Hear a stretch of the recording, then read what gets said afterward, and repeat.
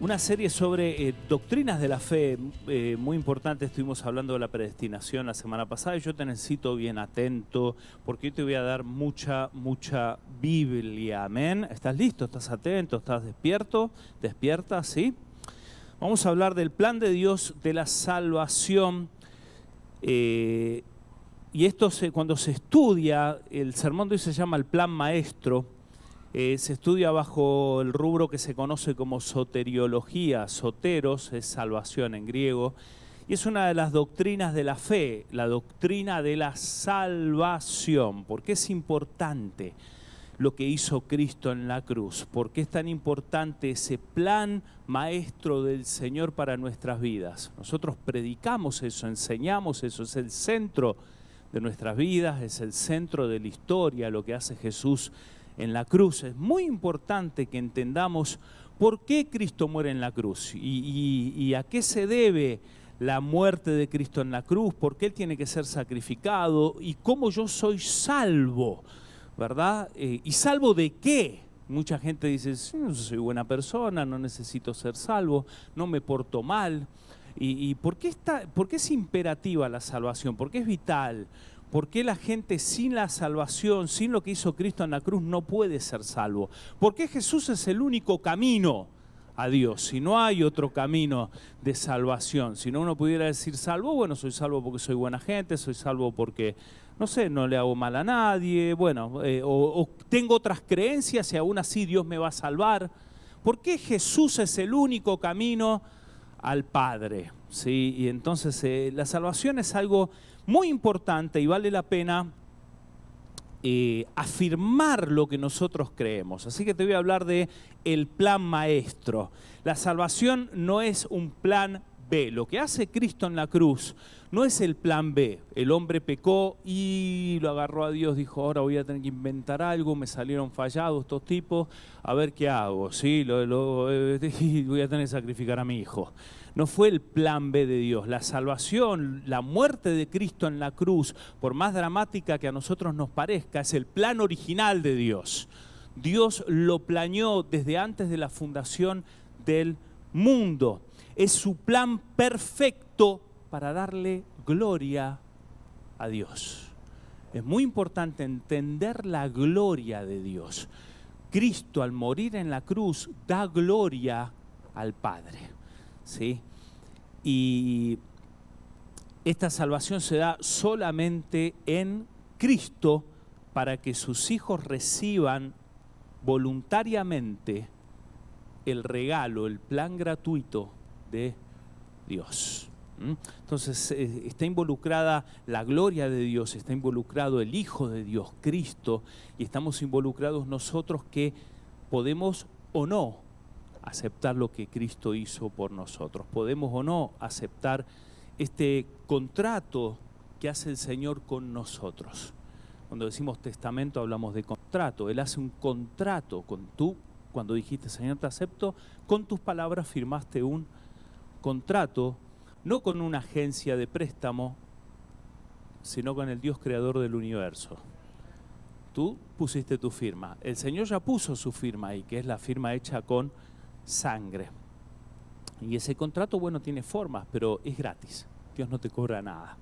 Si te regala todo en ese contrato, solo pide que tú seas obediente, que tú lo ames a Él, ¿sí? Que tú te mantengas en ese contrato, ¿sí? Que tú no rompas el contrato. Porque el contrato se puede romper, los únicos que lo podemos romper somos nosotros, ¿sí? Pero fuera de eso no hay requisitos. Dios te pide mantente en ese contrato a través de Cristo. Así que te voy a hablar de la salvación. Vamos a ver tres aspectos. El plan anunciado de Dios. Dios anuncia la salvación ya desde el Génesis y la vuelve a afirmar en el Apocalipsis. Toda la Biblia habla de la salvación. El plan anunciado de Dios está basado en Génesis 3, verso 15, que es el preludio a Juan 3:16, que lo vamos a ver después. Génesis 3:15 es el anuncio previo de la salvación, lo que se conoce en círculos donde se estudia esto como protoevangelio. Diga conmigo, protoevangelium. Dígalo en latín, dele, así queda lindo. Hoy estudié el Protoevangelium, si así se dice en latín. Entonces ese es el primer, proto es primer evangelio. La primera buena noticia anunciada desde el Génesis dice, y esta fue anunciada por Dios mismo. Dios es el primero que predica el evangelio en el huerto del Edén, cuando el hombre y la mujer habían sido condenados por su pecado. Dice, pondré enemistad a la serpiente, esta es la condena, el pago a la serpiente, pondré enemistad entre tú, la serpiente, y la mujer, y entre tu simiente y la de ella. Su simiente te aplastará la cabeza. Poderoso. Pero la serpiente le herirás el talón. ¿Sí? Ahora, el verso 21, un poquito más adelante, una vez que Dios termina el juicio, allí en el huerto dice que Dios el Señor hizo ropa de pieles para el hombre y su mujer y los vistió. Ahí está el corazón del evangelio. El evangelio predicado en el huerto por Dios mismo. Dios ya sabía la sentencia sobre la serpiente y nos da allí, inicialmente, en el primer pecado de la humanidad, Dios ya dio la victoria sobre Satanás. Y eso es salvación. Dios te salva. ¿De qué? De las ataduras del diablo. De que Él gobierne tu vida. Si uno está en Cristo, el que gobierna tu vida, por más mal o más bien que te vaya, ¿sí? Para más peor o más mejor, o más mejor, o no sé cómo está la cosa, como sea que te vaya, el Señor gobierna tu vida, si tú estás en Cristo. Pero si tú no estás en Cristo, estás a expensas de Satanás y sus demonios. Y la salvación, aunque la gente no lo vea, es salvación del diablo y de sus secuaces y sus demonios. Y si no crees que el diablo existe, pues ve afuera, date una vuelta un rato y te vas a dar cuenta que el diablo existe. Y aún dentro de la iglesia uno sabe que el diablo existe, más vale que sepamos que existe y no ignoremos sus maquinaciones, porque el diablo no solo obra afuera a los que ya tiene bajo su dominio, a los que ya son sus hijos, sino también obra en aquellos que son los hijos de Dios. O sea que en el mundo hay o hijos de Dios o hijos de Satanás, no hay otra cosa in between. No hay hijo de la tormenta, hijo de la lluvia, hijo de San Flauto, no hay nada.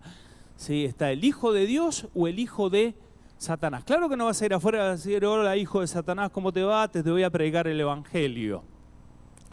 Nosotros estábamos bajo su gobierno también, bajo el gobierno del maligno. Cuando nos redime el Señor, nos hace hijos de Dios. Por eso Jesús usa una frase fuerte de los fariseos, le dice, ustedes son de vuestro padre el diablo. Si no me creen que el diablo es padre de muchos, Jesús mismo lo dijo. ¿Sí? Y la Biblia dice que el mundo está bajo el maligno. Así que no es invento mío, ¿sí? Y por más que le queramos poner la vista buena, sí, el ser humano fue creado a la imagen de Dios, pero con el pecado Satanás tomó autoridad y los puso bajo su yugo.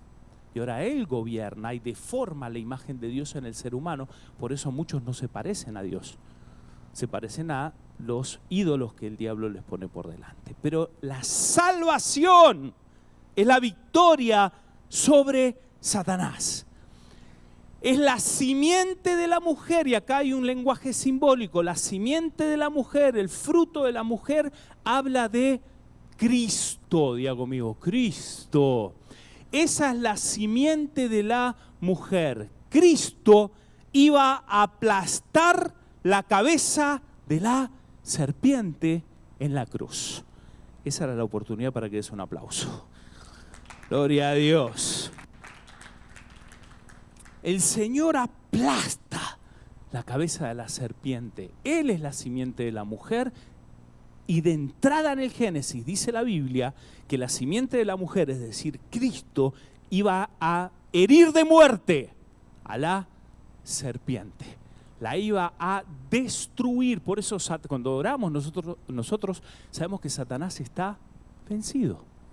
que Satanás está vencido. Tú te tienes que agarrar de esa victoria. Cristo ya lo venció y su sentencia está dictaminada desde el Génesis. Desde el primer capítulo, los primeros capítulos de la Biblia, ya Dios determinó la derrota de Satanás y la victoria de Cristo. Amén. Así que ese es el corazón del Evangelio. De eso se trata la salvación. Somos salvos de Satanás, de sus artimañas, de la muerte eterna. Claro, cuando te salvas en Cristo, tienes vida eterna. Sí, pero te salvas del dominio de Satanás. Por eso uno tiene que vivir siempre en esta victoria. Por eso uno tiene que reconocer a Cristo en cada uno de los pecados y pedir perdón, porque el pecado es la única vía de autoridad de Satanás en la vida de los creyentes. Cuando el creyente peca y no se arrepiente, Satanás tiene un lugarcito porque Él es quien provoca el pecado. Él es quien, aunque venga a través de nuestra carne, de nuestras pasiones, el pecado, Satanás es quien gobierna en el pecado. Él pone un pie en la vida del Hijo de Dios y tiene parte del dominio y te empieza a gobernar pensamientos hasta que tú no reconozcas ese pecado y le digas: Señor, me arrepiento, recibo la sangre de Cristo en este área, tomo la victoria, le quitas la autoridad a Satanás del pecado. Amén. Dios te salva y te sigue salvando día a día hasta la salvación final cuando estés delante del Señor. Por eso uno es salvo el día que acepta a Cristo, pero tú eres salvo, permíteme esto, cada día de las acechanzas del diablo. Porque el diablo no se quedó quieto y tranquilo. Dijo, desde que aceptó a Cristo lo voy a dejar tranquilo. ¿Cuántos saben? Desde que aceptaste a Cristo, el Satanás te agarró y te empezó a perseguir y dijo: esto lo voy a liquidar, ¿cómo va a aceptar a Cristo? Me quitó todo el dominio, lo voy a hacer caer. Sí, lo voy a hacer caer. Entonces, el sacrificio de Cristo nos libra de las acechanzas de Satanás, porque le aplastó ya la cabeza. Dice ahí el verso 21 que Dios el Señor hizo ropa de pieles, o sea que el primer sacrificio que existe en la Biblia lo hace Dios mismo. Dios mismo sacrifica el primer animalito, el primer cordero, y le prepara pieles a Adán y Eva, los viste. Y eso pasa en la salvación. La salvación es el sacrificio de Cristo para darnos a nosotros vestiduras nuevas.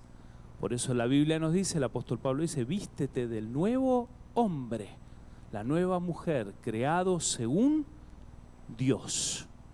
Tú tienes nuevas vestiduras, amén.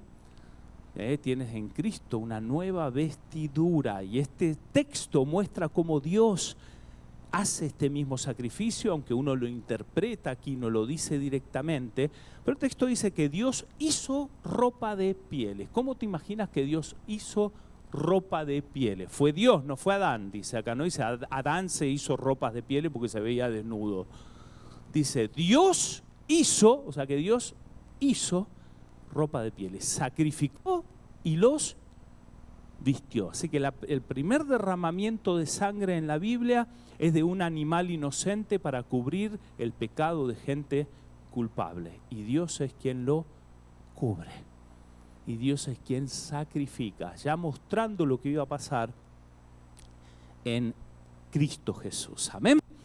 Así que damos gracias a Dios por las vestiduras nuevas que el Señor nos da. Ahora, la simiente de la mujer es Cristo, pero la mujer entonces, ¿quién es? Porque la primera parte del verso dice: pondré enemistad entre tú y la mujer. ¿Quién será la mujer? ¿Será la que está al lado nuestro? Imagínate que si el diablo se la agarra, algunos lo entienden así, sin vergüenza, machista. Sí, el diablo se la agarró con la mujer. Así que conmigo, bueno, seré parte de la simiente. ¿Quién es la mujer en la Biblia? En este caso era Eva, pero tiene un simbolismo, y también si la simiente de la mujer no eran Caín y Abel, era necesariamente Cristo en la Biblia, la mujer representa el pueblo de Dios. Diga conmigo: Israel y la iglesia. En la mujer está representada el pueblo de Dios. Y la enemistad de Satanás no es contra Cristo directamente, aunque sí lo enemistó cuando estuvo acá en la tierra como simiente de la mujer, pero Cristo le pisó la cabeza y lo venció. La enemistad que continúa y la herida en el talón que continúa es contra el pueblo de Dios. ¿Sí? La serpiente, Cristo la vence, pero la serpiente sigue atacando el talón del pueblo de Dios. O sea que la serpiente ataca tu caminar. Por eso se habla de tropiezos, por eso se habla de caídas, por eso se habla de gente que vive una vida de cojera espiritual. Es el caminar lo que te va a atacar Satanás. La salvación no te la puede quitar, pero te puede entorpecer tu vida con Cristo. Puedes vivir una vida amargada, una vida desilusionada, puedes vivir una vida de derrota continua, puedes vivir una vida con malos pensamientos. ¿Te vas a ir al cielo? Sí, pero vas a vivir una vida con muchos problemas porque Satanás sigue atacando el caminar del pueblo de Dios. Amén. Pero tenemos la victoria en Cristo. Miren, la mujer, decimos, bueno, ¿será que la mujer será esta? Los católicos habían interpretado acá a María, imagínate. Sí, María y la simiente, sí, Cristo, pero habían dicho que era María, la mujer aquí. Fíjense, Apocalipsis 12. Apareció en el cielo una gran señal, una mujer vestida de sol, así la representa el catolicismo incluso a María, ¿no? Una mujer vestida de sol. Sobre su cabeza una corona de 12 estrellas. Y estando encinta, clamaba con dolores de parto en la angustia del alumbramiento. Ahora, acá la mujer está hablando directamente del pueblo de Israel y las 12 tribus. Pero Juan también le hablaba a los gentiles, así que está hablando del pueblo de Dios a futuro, porque esto es profético, del pueblo de Dios y los 12 apóstoles, que representan la totalidad del pueblo de Dios. Recordemos que antes de Pablo, Pedro es llamado a predicar a los gentiles. Sí, así que eso representa la totalidad del pueblo de Dios. Entonces esta mujer representa al pueblo de Dios, vestida de sol, 12 estrellas en su corona, estaba encinta, clamaba con dolores de parto en la angustia del alumbramiento. También apareció otra señal en el cielo. Escuchen, he aquí un gran dragón. Ahora la serpiente se viste de dragón escarlata. Un poquito más adelante dice, y su cola arrastraba la tercera parte de las estrellas del cielo. Por eso muchos creyentes dicen, y muchos que estudiamos la Biblia, decimos que la tercera parte de los ángeles se fueron con Satanás, y esos son los demonios, ¿sí? Y los arrojó sobre la tierra, y el dragón se paró frente a la mujer que estaba para dar a luz, a fin de devorar a su hijo tan pronto como naciese. La enemistad entre la serpiente y el pueblo de Israel, de quien vino el Mesías. ¿Sí? Siempre Satanás quiso destrozar al pueblo de Israel, porque si destrozaba al pueblo de Israel, Cristo no hubiese venido. Plan fallido, ¿no? No le salió. Como tampoco va a poder destrozar a la iglesia. Amén. Que está esperando la segunda venida del Mesías. El primer pueblo prepara la primera venida, el segundo pueblo, con la I también, prepara la segunda venida de Cristo. Dile, Señor, gracias, aleluya.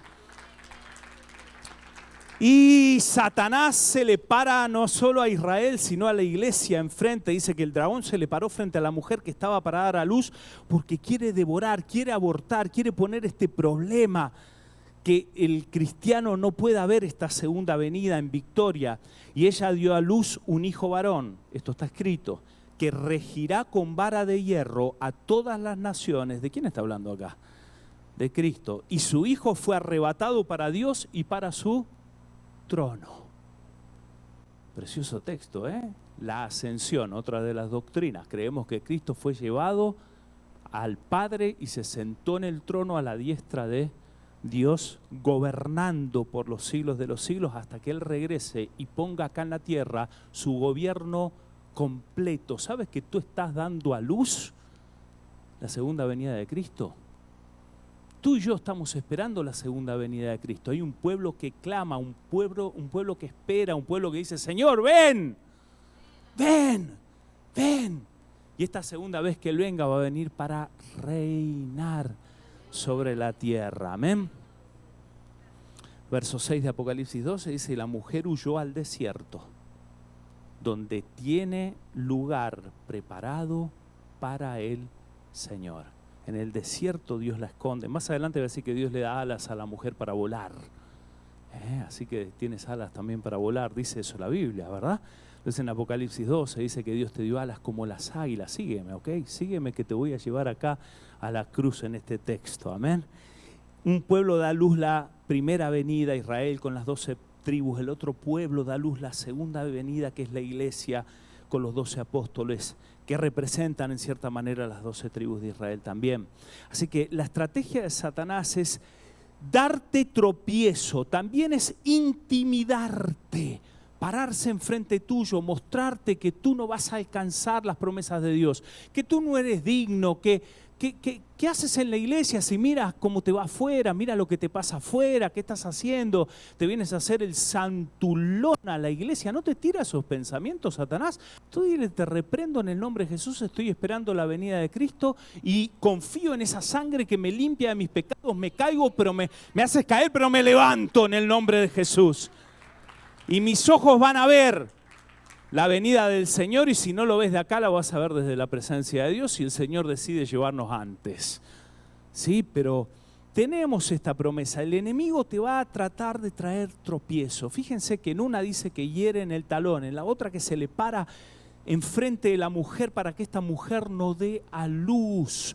Y estas son las formas en que opera el enemigo: tropiezo, intimidación. No vas a dar a luz, te vas a caer, no te vas a poder levantar. Tú tienes que aferrarte de lo que hizo Cristo en la cruz, que fue aplastarle la cabeza a Satanás. Eso es la salvación. Tú tienes el poder de aplicar la salvación en cada aspecto de tu vida para vivir una vida en victoria y no en derrota. Sí, yo como pastor siempre escucho que la gente batalla y oro por eso. Pero hay momentos que tú puedes batallar con el poder de Cristo y decir, pastor, mira, apoyame en esta batalla que vamos a vencerla en el nombre de Jesús. Tú no te acercas con una actitud de derrota, tú te acercas ya con una actitud de victoria, porque ya está prometida la victoria. El Señor te salva, no solo para que vivas una vida eterna con Él, sino para que vivas una vida en victoria con Él aquí en la tierra también. Eso es salvación. Salvación no es solo te vas al cielo, salvación es vives la tierra con Cristo en victoria. Eso es salvación.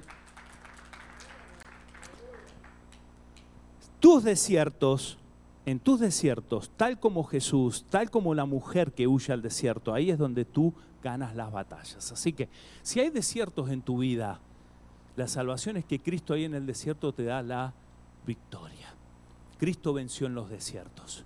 Salvación vas a verla cuando el Señor te dé la victoria en cada uno de tus desiertos. En el desierto el Señor habla a tu corazón. Amén.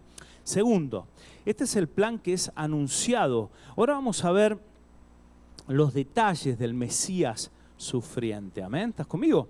Isaías 53 nos narra, todavía en el Antiguo Testamento, ahí está bien chiquito, pero si lo quieres buscar en tu Biblia, te lo voy a leer, pero presta atención. ¿Estás conmigo? ¿Sí? Isaías 53, vamos a leer varios versos, del 3 al 10. Dice, despreciado y desechado entre los hombres, varón de dolores, experimentado en quebranto, y como que escondimos de él el rostro, fue menospreciado y no lo estimamos. Ciertamente llevó él nuestras enfermedades, sufrió nuestros dolores, y nosotros le tuvimos por azotado, por herido de Dios y abatido. Mas él herido fue por nuestras rebeliones, molido por nuestros pecados. El castigo de nuestra paz fue sobre él, y por su llaga fuimos nosotros curados. Apúntate ese texto ahí para repetirlo y creerlo. Todos nosotros nos descarriamos como oveja, cada cual se apartó por su camino, mas Jehová cargó en él el pecado de todos nosotros. Angustiado él y afligido, no abrió su boca. Como cordero fue llevado al matadero. Deja que la palabra de Dios entre a tu corazón, más que cuando yo te hablo, que la palabra de Dios ministre, que es lo que más vale, ¿sí? Cargó en él el pecado de todos nosotros. Angustiado él y afligido, no abrió su boca. Como cordero fue llevado al matadero, y como oveja delante de sus trasquiladores enmudeció y no abrió su boca. Esto se cumple todo en Cristo, ¿eh? Por cárcel y por juicio fue quitado, y su generación, ¿quién la contará? Porque fue cortado de la tierra de los vivientes, y por la rebelión de mi pueblo fue herido. Se dispuso con los impíos su sepultura, mas con los ricos fue en su muerte. Aunque nunca hizo maldad, ni hubo engaño en su boca, con todo eso Jehová quiso quebrantarlo, sujetándole a padecimiento. Cuando haya puesto su vida, diga conmigo, su vida, en expiación por el pecado. Ahora diga conmigo, expiación. Expiación por el pecado. Verá linaje, vivirá por largos días, y la voluntad de Jehová será en su mano prosperada. Gloria a Dios. A mí ese texto es uno de mis textos que me bendice tanto leerlo, siempre orar con ese texto. Más de 700 años antes de Cristo, el profeta Isaías vio exactamente lo que iba a pasar en la cruz del Calvario. Con detalles, da ese bosquejo de lo que iba a ocurrir en la cruz. Es un bosquejo que nosotros lo tenemos que tener en mente. Saben que nos hemos acostumbrado mucho a un cristianismo de, siempre lo repito esto, pero de solamente emociones, ¿no? Me gusta, no me gusta, estoy bien, no estoy mal. Por eso te estoy hablando de doctrina, ¿sí? Para que se te calmen las emociones un poquito, ¿sí? Y tengas un poquito de espíritu metido en el tema junto con tu mente, ¿sí? Y que arraigues, porque la convicción, lo que te va a mantener firme en la fe no es la emoción. El día que se te va la emoción, lo único que te mantiene firme es la convicción, ¿sí? Porque las emociones van y vienen. Entonces, muy importante tener este mapa, este detalle del Mesías sufriente. Este es un texto mesiánico, Isaías 53, uno de los más claros en el Antiguo Testamento. Yo lo leo a veces si hablo con gente del pueblo de Israel, les menciono este texto junto con Isaías 9, un profeta que vio a Cristo, lo vio a Cristo. Pocos vieron la crucifixión como la vio Isaías, quizás el Salmo 22 también, el rey David ve un poco de esto, pero hay pocos textos en el Antiguo Testamento. Nadie quería tener un rey sufriente, un Mesías sufriente, pero era necesario para nuestra salvación. Mira, hermano, alguien tenía que sufrir para que tú y yo disfrutemos hoy. Alguien tenía, así que por eso hay iglesias que dicen pare de sufrir. Yo te digo hoy ya, para de sufrir. Por lo menos en tu espíritu, aunque estés pasando por desiertos, ¿sí? Aunque estés pasando por dificultades, ¿sí? Entiende que Cristo cargó en su vida nuestros pecados. Por eso, cuando se habla de esta doctrina, aparte de los detalles, te lo voy a mencionar rapidito, pero te pido oído para oír. Imputación, diga conmigo, pecado imputado. Cuando se habla de imputación, primero se habla de que el pecado Adán nos lo regaló a nosotros. Así que si tú tienes queja, algún día pues nos vamos a sentar todo con Adán y le vamos a decir, Adán, ¿qué se te ocurrió? Sí, cuando hiciste caso a la mujer. Sí. Sí, pero bueno, después hay que preguntarle a muchos hombres también lo mismo, ¿no? Pero Adán, como buen marido, la mujer le dijo, come, y él dijo, amén, sí querida, tu palabra es mi ley. Sí, y el tipo le entró a la manzana y ahí quedamos todos liquidados, hermanos. Así que no fue el pecado de Eva, fue el pecado de él, de Sansón también, los dos. Ahora, nosotros decimos, Adán, ¿pero qué se te ocurrió, no? Y Eva, ¿qué se te ocurrió desobedecer a Dios, los dos? De la misma manera, quizás con más responsabilidad, incluso Adán, en cuanto a responsabilidad se refiere, que tendría que haber tenido por lo menos la claridad para decir esto no. Pero nosotros hubiésemos hecho exactamente lo mismo en Adán. Por eso todos La Biblia enseña que todos pecamos en Adán. Y por eso el pecado de Adán es el pecado nuestro. Si tú piensas que hubieses hecho mejor, no lo creo, ni Dios se lo cree eso. Considera que Adán y Eva eran seres que estaban creados perfectos. Así que nosotros, como estamos así, hubiésemos hecho un lío en el huerto, hubiésemos dado el huerto, lo hubiésemos dado vuelta como un... Así que todos pecamos en los lomos de Adán y Eva, todos. Sí, todos pecamos en Adán. Por eso por Adán entra el pecado en la humanidad, pero por Cristo el pecado sale. Ese pecado que nos fue imputado a nosotros, nosotros se lo imputamos a Cristo. Por eso Cristo tiene el pecado también imputado. A Cristo se le imputa todo el pecado de toda la humanidad. Mira, si a ti te cuesta cargar con tu pecado y luchas con eso, imagínate Cristo cargando todos tus pecados, los pecados del de al lado, los pecados del de allá, los pecados del de afuera, el pecado del sinvergüenza que está allá, los pecados de los que pasaron ya en la historia y de los que van a venir, los cargó todo Cristo, de los criminales, de los delincuentes, de los mentirosos, de los malpensantes, de todos. Lo cargó Cristo en la cruz. Imagínense el dolor que sufrió Cristo si a nosotros nos causa dolor 1 o 2 o 3 pecados que tenemos, o los que sean. Si te causa problemas a ti, imagínate lo que le habrá causado a Cristo cargar todos los pecados. Por eso la salvación es tan importante, porque todos nuestros pecados fueron sobre Él. Imputación de pecado. Y todavía nosotros lo rechazamos. Lo dice Isaías 53, No los que estamos acá, porque nosotros estamos siguiendo a Cristo, pero la gente rechaza a Cristo todavía, siendo que Cristo cargó ya sus pecados. Por eso, si yo decido cargar yo mis pecados, no puedo ser salvo por decisión propia. Necesito entregarle mis pecados a Cristo y dárselos a Él. Este es el plan de salvación. Nosotros tenemos que volver a apreciar lo que hizo Cristo en la cruz. La iglesia tiene que volver a apreciar lo que hace Cristo en la cruz. Fíjense que la Biblia enseña acá que fue despreciado, desechado, se escondió de Él el rostro. Pregunto, ¿se merecía eso Jesús? ¿Le pasó eso a Jesús? ¿Le pasó? Pregunto, ¿le sigue pasando esto a Jesús hoy día? Pregunto, ¿seguimos crucificando a Cristo una y otra vez? Entonces, la salvación está allí. Nosotros tenemos que ser de estos que valoremos. El rechazo para nosotros ya estuvo, pero hay gente que todavía lo sigue rechazando.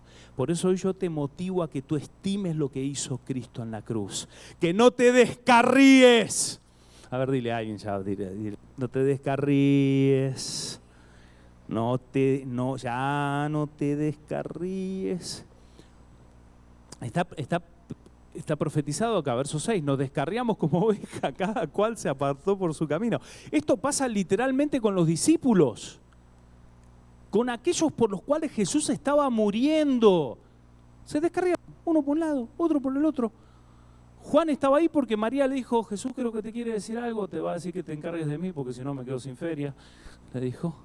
Entonces Juanito fue ahí, ¿no? El único buen discípulo.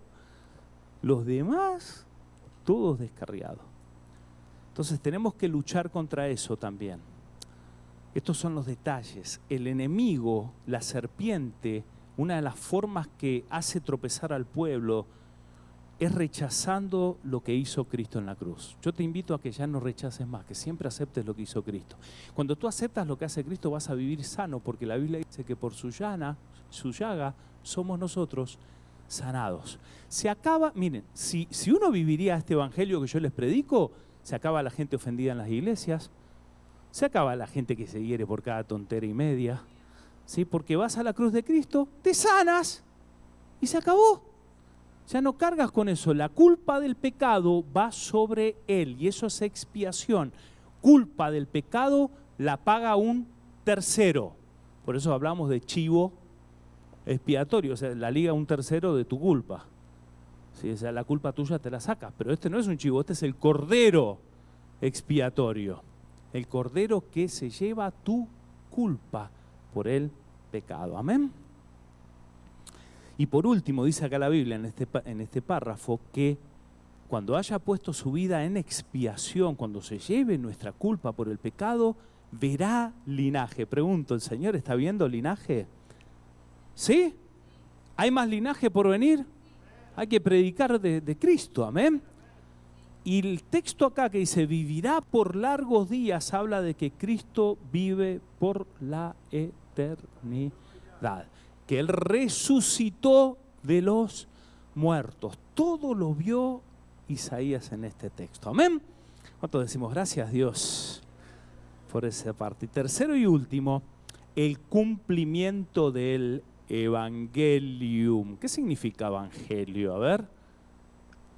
Buenas noticias. Ev en griego, conjunción ev, preposición ev con ángelos es buena noticia. Buen ángel, buen ángelos, ev ángelos, ¿sí? Un ángel es un mensajero, buen mensaje, ¿sí? Que viene de justamente Cristo. Cristo nos da el buen mensaje de salvación.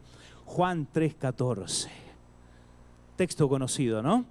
Cuando Moisés levantó la serpiente en el desierto, así es necesario que el Hijo del Hombre sea levantado para que todo aquel que en él crea no se pierda, mas tenga vida eterna. A ver, ¿cuántos podemos decir el verso 16 juntos? El corazón de la Biblia. Darle un aplauso a Dios. Porque de tal manera amó Dios al mundo. Sí, texto tan importante, tenerlo bien grabadito, sí, en nuestro corazón, en nuestra vida, proclamarlo. Es el amor de Dios por el mundo que ha hecho que Cristo vaya a la cruz. El verso 17 dice, porque no envió Dios a su Hijo al mundo para condenar al mundo, sino para que el mundo sea salvo por Él. Juan 19:30 dice que cuando Jesús hubo tomado el vinagre, dijo, consumado es. Y habiendo inclinado la cabeza, entregó el Espíritu. Todo se terminó, todo se cerró en lo que hizo Cristo en la cruz. La salvación fue completa y el cumplimiento se tenía que dar en esta cruz romana de tortura, fuera de los límites de Jerusalén, en un lugar para criminales. Allí tenía que morir nuestro Señor, a quien nosotros adoramos. Allí tenía que morir Cristo y dar su vida como un criminal, como tendrías que haber muerto tú, como tendría que haber muerto yo, como verdaderos criminales, por haber ignorado al Señor. Ay, pastor, no me lo diga así, que suena feo, ¿no? Sí, hermano, no le hace que no hayas matado a nadie, ni una mosca, pero eres un cruel violador de las leyes de Dios, sin Cristo. Pero ahora que estás con Cristo y yo estoy con Cristo, podemos estar bajo la bendición del Señor, cumpliendo en Cristo la palabra de Dios. Amén. Por eso el amor de Dios tan grande, porque siendo pecadores, Él murió por nosotros. Se tuvo que levantar esa serpiente en el desierto tal como la levantó Moisés. Oiga, hay tres figuras de Cristo. Con esto quiero ir cerrando, como dicen todos los predicadores, ¿no? Hay tres figuras de Cristo, entre otras también, pero una es el Cordero, la otra es el león y otra es la serpiente. Cualquiera de nosotros diríamos, Jesús, serpiente. Qué extraño, ¿no? Ahora, Jesús es el que utiliza este modelo para Él mismo, ¿sí? Refiriéndose a un texto en el Antiguo Testamento de Números capítulo 21. ¿Cuántos conocen el texto? Pero se los quiero leer, escuchen. ¿Están ahí? ¿Sí? Bosteza antes de que te lea el texto, dale. Bueno, Números 21:4. Luego, me gusta darles palabras, hermano, sí, porque los pentecostales estamos acostumbrados a pura emoción. A mí me gusta predicarle tipo bautista hoy, tipo presbiteriano. A ver, si la aguantas buena palabra, doctrina sana, si te mueves del rubro pentecostal un ratito y te haces un ratito presbiteriano bautista, deja el chiringuín y bumbu, no el pom, pom, pom, pom. Así que no me provoque que le predico con tono más despacio todavía, ¿eh? Números 21:4, escuchen, mira. Luego el pueblo de Israel salió del monte Hor y tomó el camino hacia el Mar Rojo para bordear la tierra de Edom, pero el pueblo se impacientó. ¿Cuántos se impacientan? No me lo cuente. La Reina Valera dice que se desanimó. Estoy leyendo la Nueva Traducción Viviente. El pueblo se impacientó. Con tan larga espera y jornada, mire, esta es una foto de los creyentes de hoy también, esto pasó en el Antiguo Testamento, una foto nuestra. Se impacientó porque las jornadas eran muy largas y comenzó a hablar contra Dios y Moisés. ¿Por qué nos sacaron de Egipto para morir aquí en el desierto? Se quejaron.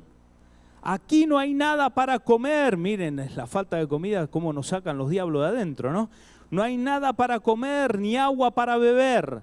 Además, detestamos este horrible maná. Entonces el Señor envió serpientes venenosas entre el pueblo y muchos fueron mordidos y murieron. Así que el pueblo acudió a Moisés y clamó: hemos pecado al hablar contra el Señor y contra ti. Pide al Señor que quite las serpientes. Así pues, Moisés, buen pastor, oró por el pueblo. Entonces el Señor le dijo a Moisés: haz la figura de una serpiente venenosa, átala a un poste. Todos los que sean mordidos vivirán tan solo con mirar la serpiente. Así que Moisés hizo una serpiente de bronce, la ató a un poste. Entonces los que eran mordidos por una serpiente miraban la serpiente de bronce y sanaban, vivían. ¿Cuántos decimos gloria a Dios por ese texto? Ahora, fíjense qué interesante. Bueno, dale un aplauso a Dios, vamos. Fíjense qué interesante cómo actúa el pueblo y cómo actuamos muchas veces nosotros, que nos impacientamos, que cuando no vemos la cosa nos quejamos. Exactamente, no digamos, ay, el pueblo de Israel, qué pecador que era. Somos igual nosotros, no cambiamos nada, ¿sí? Y necesitamos lo mismo que necesitó el pueblo de Israel. Este sacrificio, esta muestra del amor de Dios. Ahora, Jesús mismo, Él toma este ejemplo y dice: así va a tener que suceder para que todos sean salvos. La serpiente tiene que ser levantada en el desierto. ¿De quién está hablando? De Él mismo. Él se identifica con uno de los animales que nosotros no logramos verle la similitud a Cristo. Cordero está bien, león está bien, pero serpiente. Hoy te digo, ya lo he predicado esto hace muchos años, pero te digo por qué esto de la serpiente. Jesús es levantado en el desierto para que vean en Él el pecado nuestro. Nuestro pecado fue todo sobre Jesús. Y Jesús, que es el Cordero, que es el león, terminó viéndose como una serpiente por nuestro pecado causado por Satanás y por nuestra voluntad de seguir a Satanás. Eso lo desfiguró a Cristo a tal punto que nadie lo hubiese reconocido en la cruz, ni tú ni yo. A tal punto que si lo hubiésemos visto nos hubiese dado vergüenza y hubiésemos dado vuelta la cara de Jesús, como lo profetizó Isaías y como lo hicieron 11 de sus 12 apóstoles. Bueno, 10, porque Judas ya se había desaparecido. Ya estaba listo para... Hubiésemos dado vuelta. Jesús perdió su hermosura en la cruz por nuestra causa. Nuestra culpa fue sobre Él. Nuestro pecado lo decidió cargar a Él. Dime si no debemos darle gracias a Jesús todo el tiempo. Romanos 8:3 dice: Dios enviando a su Hijo en semejanza, escucha, de carne y de pecado. Jesús en semejanza de carne y de pecado. La serpiente se parece al pecado porque la serpiente es un símbolo de lo que ha hecho Satanás. Y Jesús en la cruz se termina viendo más como eso que hizo Satanás en nosotros que como Cristo. Por eso esa imagen tan controversial, cuando nosotros decimos que el diablo es la serpiente, Cristo también fue la serpiente, pero no por la maldad de él, sino por la maldad nuestra. Fue lleno de maldad Cristo en la cruz. Toda la maldad que había causado la serpiente en nosotros fue sobre Cristo y le dejó la imagen de una serpiente. Cuando vemos a Cristo en la cruz, vemos nuestros pecados. Cristo se parece a una serpiente, es lo que nos parecíamos nosotros.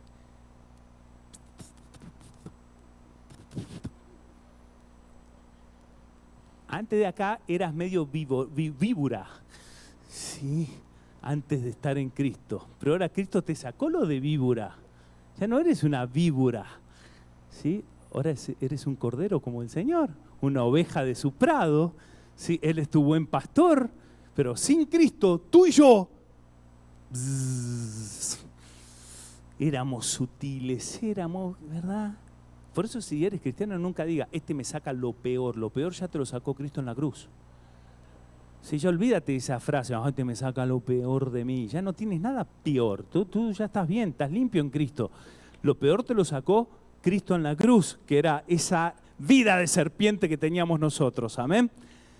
Cristo vino en semejanza de pecado. 2 Corintios 5:21, al que no conoció pecado, por nosotros Dios lo hizo pecado. Cristo en la cruz se vio como una serpiente por nuestro pecado. La imagen que generalmente se la damos a Satanás, en una instancia la cargó Cristo por nuestros pecados. Por eso Él, forma de serpiente, nos redime de la serpiente. Por eso la serpiente ya no tiene lugar en tu vida, ni victoria, porque Cristo peleó la batalla con la serpiente en la cruz y le aplastó la cabeza. Cristo sabe lo que es pelear con una serpiente. Tú y yo no sabíamos, pero ahora podemos pelear y vencer. La serpiente no nos puede ganar a nosotros porque Cristo ya le aplastó la cabeza en la cruz.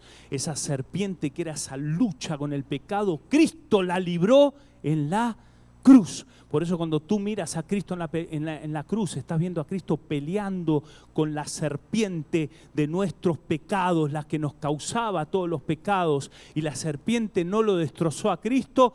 Cristo venció a la serpiente en la cruz. Gloria a Dios.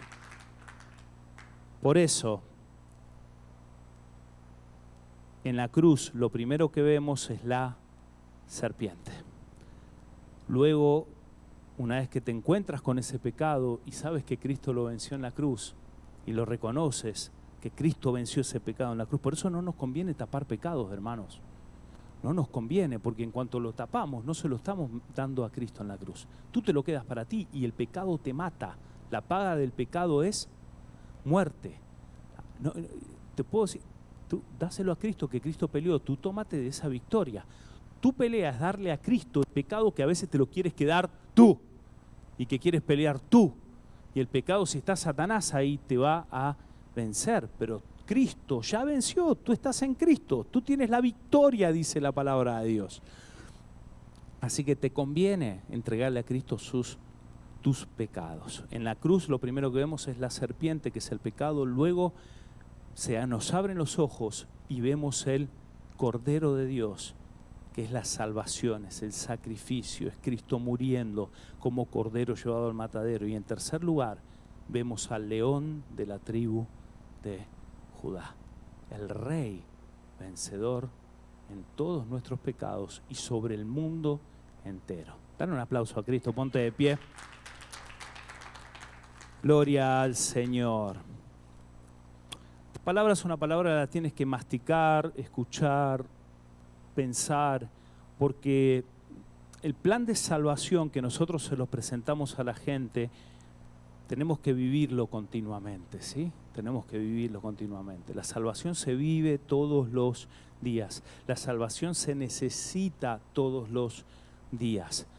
Por eso la Biblia dice, el que persevere hasta el fin, ese será salvo. ¿Cómo, Señor? No fui salvo cuando dije, Señor, te acepto como mi Señor. Sí, eres salvo, pero tú tienes que alcanzar la salvación final, que es estar en la presencia del Señor. Ya eres salvo, pero cada día puedes vivir con la bendición que te da Cristo en la cruz. Amén. Tú ya no